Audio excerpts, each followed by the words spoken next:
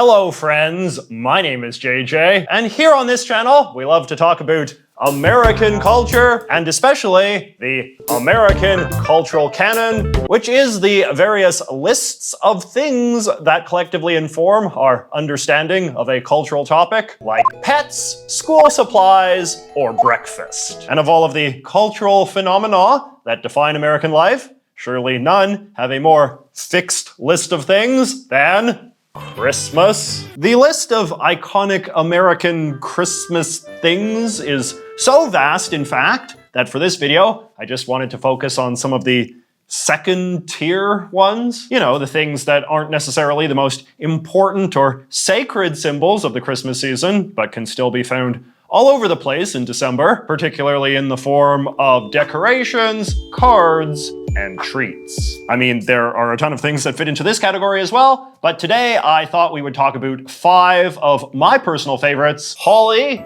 gingerbread men, snowmen, stockings, and candy canes.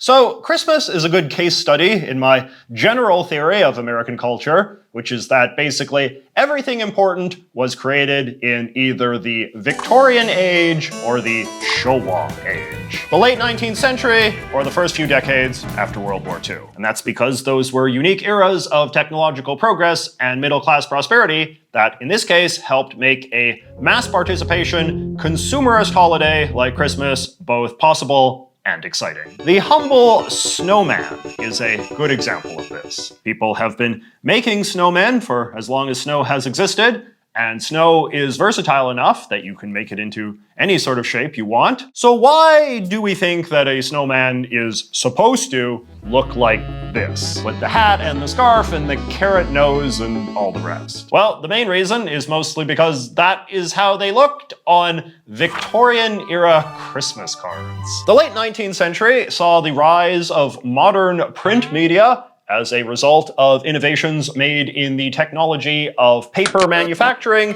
color printing, and mass mailing. This led to all sorts of exciting new paper-based consumer goods like magazines, postcards, greeting cards, art prints, and posters, in addition to colorful packages and labels for all sorts of other consumer goods. And mass media of this sort inevitably results in the depictions of popular things becoming standardized over time. Artists make pictures of things that are designed to be familiar and recognizable to the public, and as time passes, those depictions inevitably become less diverse as artists begin to settle on a way of drawing the thing that is proving to be most pleasing to the masses. No one guy ever sat down and decided that this specific look shall be our culture's symbol for snowman. It's just a standardized depiction that gradually evolved. The same thing happened with Santa. Over time, he just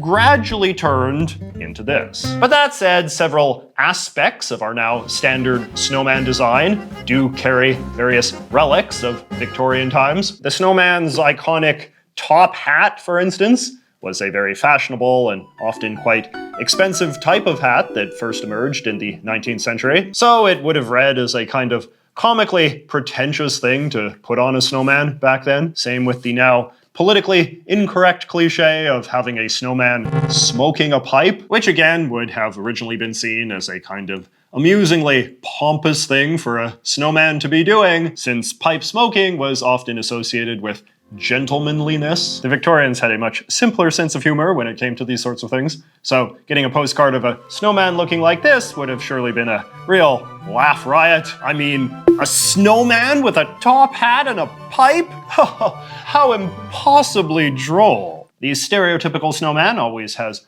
buttons down his front, because that would have been an easy way to indicate that he was wearing clothes. And of course, everybody's shirts and jackets only had buttons in the 19th century, since zippers didn't go mainstream until the 1930s. Those buttons, as well as his eyes and mouth, are made out of coal, which was something a lot more people had access to in Victorian times than we do now. In England especially, basically everybody used coal-powered fireplaces to heat their homes, and this only really started to decline in the 1960s once gas heating went mainstream. Incidentally, this is where the whole cliche about getting coal for Christmas if you're bad comes from. Today, we think of getting coal as like a punishment because it's so ugly and useless. But back in Victorian times, it was basically just the equivalent of like getting socks, you know, something boring and practical, something useful, but not fun. Speaking of practical, the cliche of the snowman holding a broom is another example of just giving the snowman something that was lying around the house. This modern yellow type of broom was invented in 19th century America, a byproduct of an agricultural boom in a crop known as broom corn that made much nicer, longer lasting broom bristles than the older kind made of sticks, as well as a new broom making machine that allowed brooms to be churned out in large quantities in specialized broom making factories. A high quality factory made broom became a proud object for middle class homemakers in America and Britain, and was particularly useful during the winter when a mother would use it to sweep the snow off the front steps and the walkway and that sort of thing. And the carrot nose, well, that just reflects the growing popularity of carrots in the late 19th century. According to this excellent book on the history of vegetables, How Carrots Won the Trojan War, carrots didn't look like they do today until relatively recently, with the breed of thick,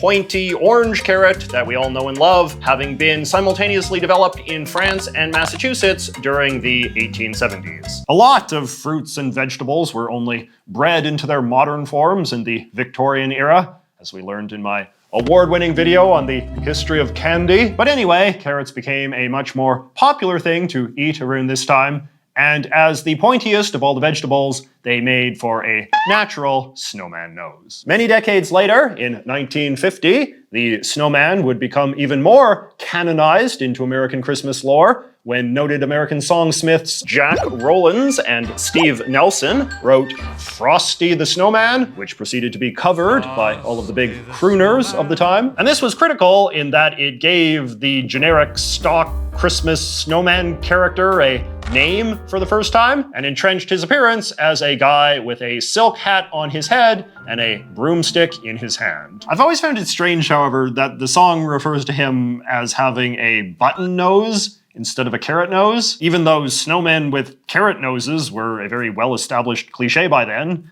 and carrot and button have the same number of syllables. Button-nosed snowmen are probably cuter, though. All right, and speaking of men, let us now talk about gingerbread men. So gingerbread is a very old type of cookie, probably first dreamed up by German bakers around the 14th century. And if you've ever eaten gingerbread, you will know that it is not super sweet, but rather pretty gingery. And this is because gingerbread is a relic of a time when sugar was much less common than it is now, meaning that a lot of sweets had to rely on other ingredients to give them flavor, like herbs, spices, and fragrant roots, like ginger. You could maybe use a little bit of sugar for like some thin strips of icing around the edges. By the way, this is why we use the seemingly redundant term sugar cookie to describe a different type of Christmas treat. It's a throwback to a time when making a cookie whose primary ingredient was sugar was unusual enough to be notable. Today, of course, even your most generic grocery store Christmas cookie probably contains like 10 times as much sugar as even the sugariest Victorian-era sugar cookie. The reason we call this stuff gingerbread, meanwhile, is just because in the old days, people used terms like bread and biscuit interchangeably to refer to both cookies and normal bread alike. Hence why we also talk about shortbread and buttermilk biscuits. Now, as I alluded to when we were talking about snowmen, late 19th century Christmas culture in America was largely imported from late 19th century Christmas culture in Britain. In a previous video, I think I described this as basically the last era where Britain exercised major cultural influence on the US before the balance of power shifted and America started exercising greater cultural influence over Britain. But in any case, the huge growth of Christmas culture in Victorian Britain was a very nostalgic movement based around reclaiming rituals from England's heavily sentimentalized Anglo-Saxon past. And this meant embracing Christmas customs that were popular in the most traditionalistic parts of Germany, like Bavaria, the gingerbread capital of Europe. In other words, if gingerbread strikes you as a kind of weird and exotic and old-fashioned thing to be eating, well, that's always been kind of the point. I don't think there's any real deep meaning as to why we make gingerbread into man-shaped cookies in particular. Historically, traditional German cookie artisans made gingerbread into all sorts of fancy shapes, a heritage we still honor today when we make elaborate gingerbread houses and other architectural marvels. When you look at old Victorian Christmas cards, it was actually common to depict gingerbread hearts, since that was the most traditional Bavarian shape. Gingerbread men probably just rose in popularity as something that would be fun for the kids, since the Victorians were putting a lot of effort into reimagining Christmas as a very child-centric holiday, which in turn reflected a growing sense among middle-class people in Britain and America that children should live happy lives full of joy and presents rather than being sent to toil away in the fields all day. I mean, it is kind of charming, isn't it? Christmas is a happy time, and I think it is important to remember that a lot of Christmas traditions are just rooted in doing nice things for children. The fairy tale of the Gingerbread Man, which would go on to inspire the beloved Gingy character from Shrek, is American in origin. It first appeared in the May 1875 issue of a children's magazine called, fittingly enough, St. Nicholas. Hanging stockings and getting them filled with treats is one of the Western world's longest-running Christmas traditions and has been practiced in some form for centuries and possibly even millennia. No one really seems to know exactly where it came from, but based on what I've read, the dominant theory seems to be that it was originally a pagan thing. Supposedly, at one time, people made offerings to some ancient god by leaving out valuable things in their shoes, which presumably arose from ancient beliefs involving shoes as a symbol of humility or prostration. And then, over time, this was incorporated into Christianity and Christmas, with kids making offerings to Jesus or St. Nicholas with their shoes, who would then reward them with treats. This book about Santa Claus has a great quote from a 16th century Calvinist preacher denouncing the paganism of all of this. It is a foolish and pointless custom to fill children's shoes with all sorts of sweets and nonsense. What else is this but sacrifice to an idol? Those who do it do not seem to understand what true religion is. It was actually not uncommon for a lot of Protestants at that time to consider most Christmas celebrations to be fairly paganistic. And it wasn't until the Victorian age that this sort of opposition began to fade away, in part because the Christian leaders of that time were getting a lot more chill as society was growing more and more secular. Now, there are some parts of Europe, most notably Holland, where children still get presents in their shoes to this day. But in Germany, England, and America, it apparently evolved into socks. First, it was just your actual socks hung on your bedpost or fireplace, which was something people in the old days often did anyway, to try them out. And then in more modern times, parents would buy their children big custom novelty socks explicitly for Christmas presents, like this one that I bought at the drugstore. Although what's interesting is that I noticed upon looking at some of these Victorian era etchings that there was apparently a time when kids would hang up their pants for Santa as well. Another weird thing to ponder is just how much Christmas lore involves the fireplace. I mean, you got the coal, you got the stockings, you got Santa coming down the chimney. This is a book about a British family celebrating Christmas in the early 1980s that I really loved as a child. And at one point it has the kids posting their letters to Santa up the chimney.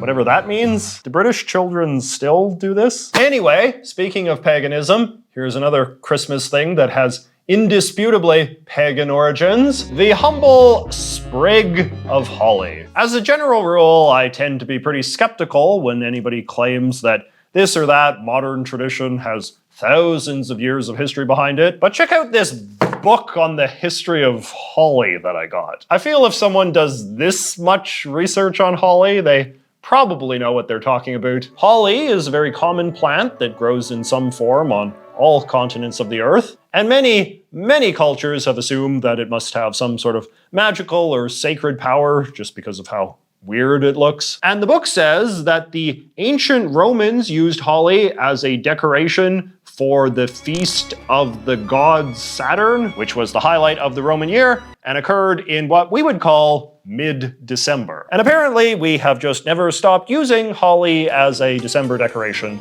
ever since. The Christians have sometimes tried to come up with post hoc rationalizations for using holly, like saying that the red berries represent the blood of Christ or something. But no, it's just the Romans. And lastly, we've got this number, the humble candy cane. Mint is another very common plant that grows everywhere, and it has been used to flavor food since the ancient times. Peppermint was first identified as a distinct variety of the mint plant in the late 17th century and was called peppermint because of its strong flavor. Pepper was a common adjective used to describe anything flavorful back then. Peppermint flavored candies, like most candies, took off in the mid-19th century when sugar became more common, and boring, straight, white peppermint sticks were first introduced around this time. The iconic red and white striped, hooked-topped peppermint candy cane is probably an American invention,